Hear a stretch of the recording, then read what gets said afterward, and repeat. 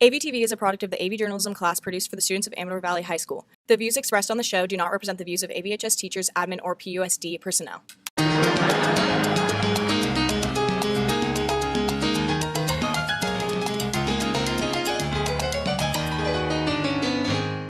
Good morning, Dons. Today is Wednesday, October 28th, and I'm Isha. And I'm Root. We're so glad you're watching AVtv today. It's important for us to stay connected, so we're working hard to make sure that you know everything that's going on at Amador. That's right, Isha. So if any of you out there want to send us some feedback or you have a great idea for a story, please do and we'll absolutely consider it. Just send us an email at avtv@rocketmail.com. Dons, last Friday was the car show. We were able to live stream the show with some difficulties, but guess what? We learned something new. Yes, we did, Isha. Our AVtv YouTube channel needs at least 1,000 subscribers to be able to live stream events on our phones. This is where all of you come in order for us to do our job and keep you connected by streaming upcoming sporting, music, and school events. We need you guys to do yours and subscribe. Just go to YouTube and look up Amador Valley TV and click subscribe. We really appreciate all of you guys supporting us. Don't worry, Root and I will personally make sure you'll get to take a part in our live streams.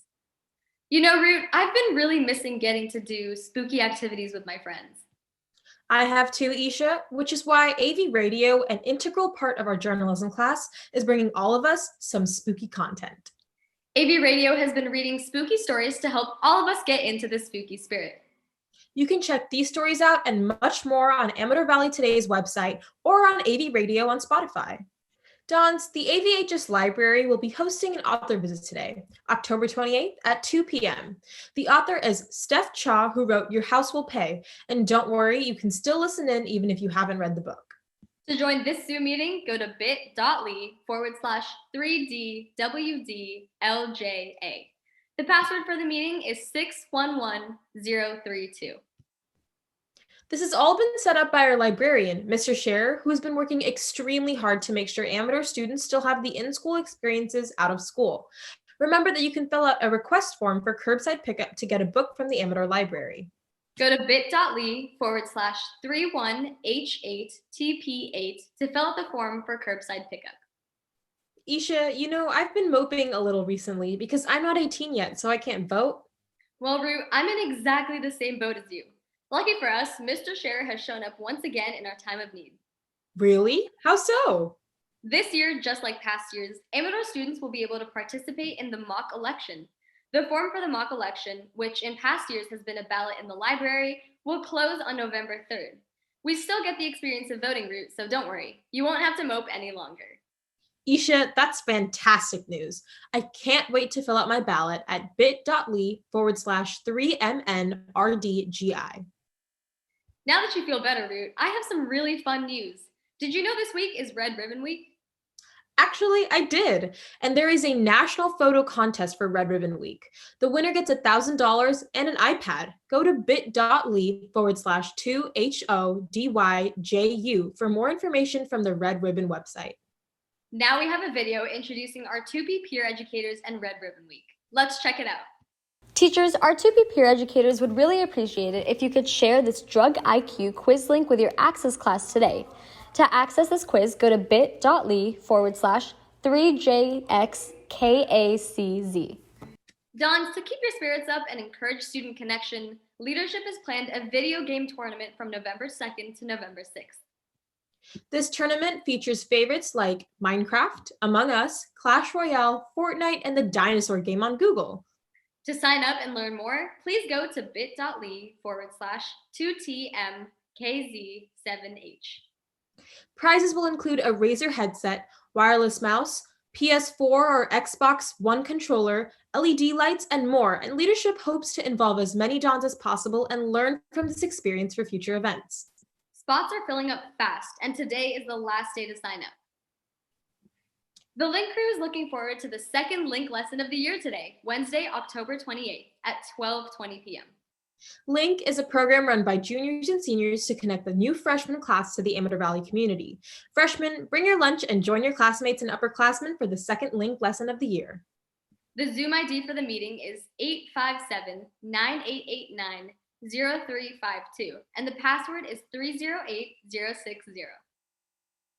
Dons, the 2020 election is coming up fast, and AVJ is here to help. First, we have a segment that gives you overviews on propositions on this year's ballot. If you're over 18 and can vote, this next segment gives you some information on Props 14 through 20.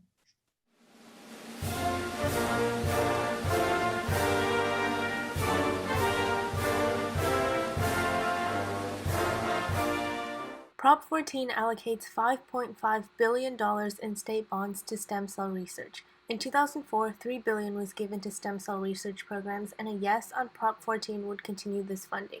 A no means this program would come to a close.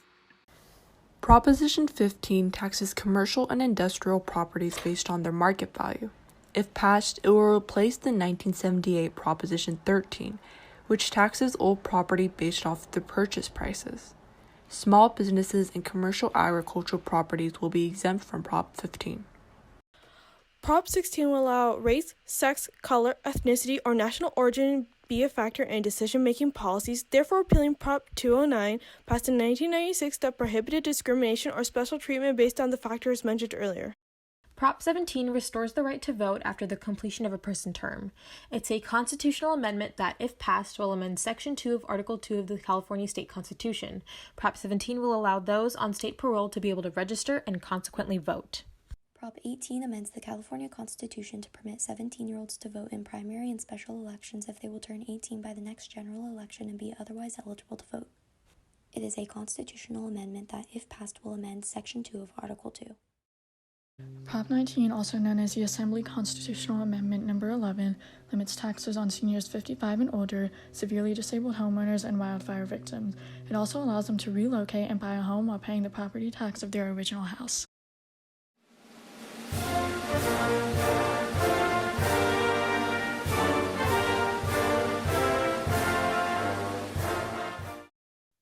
Now we have tips and tricks for one of the most important parts of voting, being informed.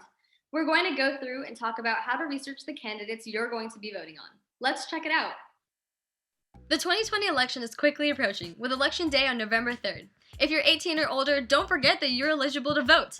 But voting also comes with some responsibilities, like making sure that you're informed about all of the candidates and propositions you're going to be making important decisions about.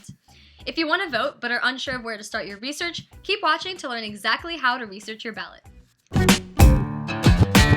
One amazing source of information on candidates, propositions, and more is ballotpedia.org. On this website, you can learn about your specific ballot, gather information on the different propositions and candidates, and learn of new ways that you can find information about local elections. To see a sample, just enter your street address and city and hit View My Ballot. Let's check out how some Amador students are researching the candidates, measures, and propositions on their ballot. I am a first-time voter, so the main way that I get my information off for the candidates are basically for local candidates. I like to research based on their first-person point of view, and the best way for me that I was able to do that is through their own personal campaign websites. And another cool source, not to self-promote at all, but our journalism website is also doing a really huge project right now where we're trying to personally one-on-one interview all of the candidates for Pleasanton mayor. And again, as a voter, that was something that was actually really helpful for me because I was the one who edited a couple of those articles and I actually got to sit in one of the interviews.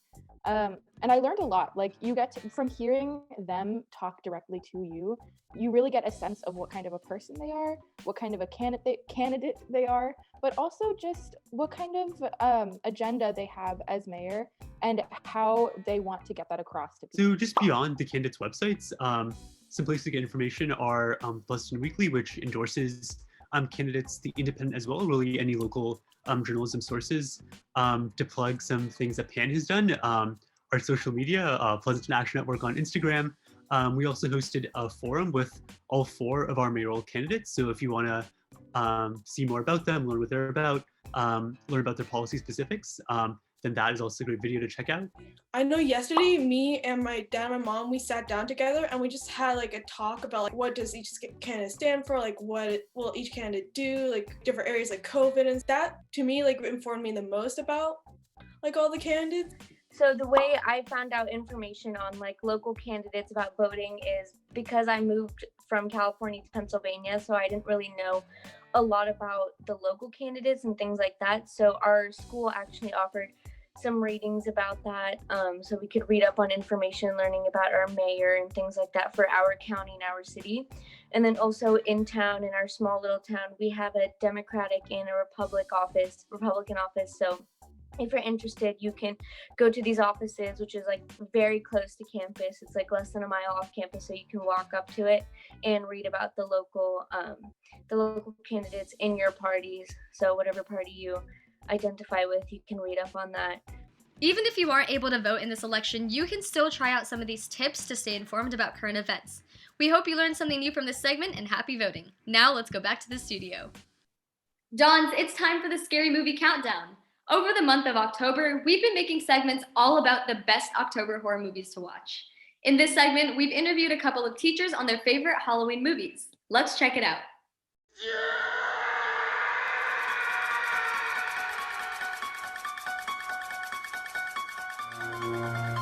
The scariest Halloween movies always have the good suspense, the slashers. Halloween was one of the best ever, and it involved this guy named Mike Myers. It's not the same guy as Austin Powers, who's not, the guy from those movies, but he's a real scary guy who killed his sister when she was a little boy, got put into a sane asylum, and then happens to escape on the night before Halloween.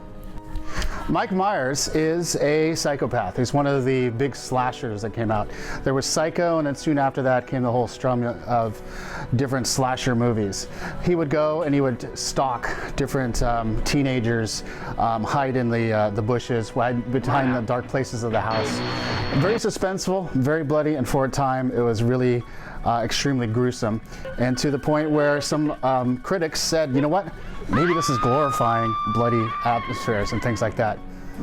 Today's world, I don't think I'd agree, but there you go. Dons, do you know someone who is stuck having a quarantine birthday?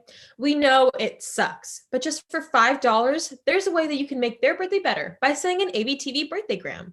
Just send us an email at avtv@rockandmelt.com and you can send them a birthdaygram. And make sure to stay tuned, Dons. We've got a birthdaygram at the end of this show.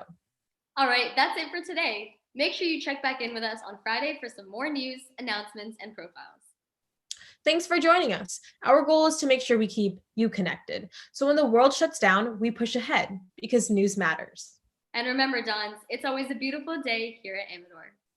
It's a beautiful day. Sky falls, you feel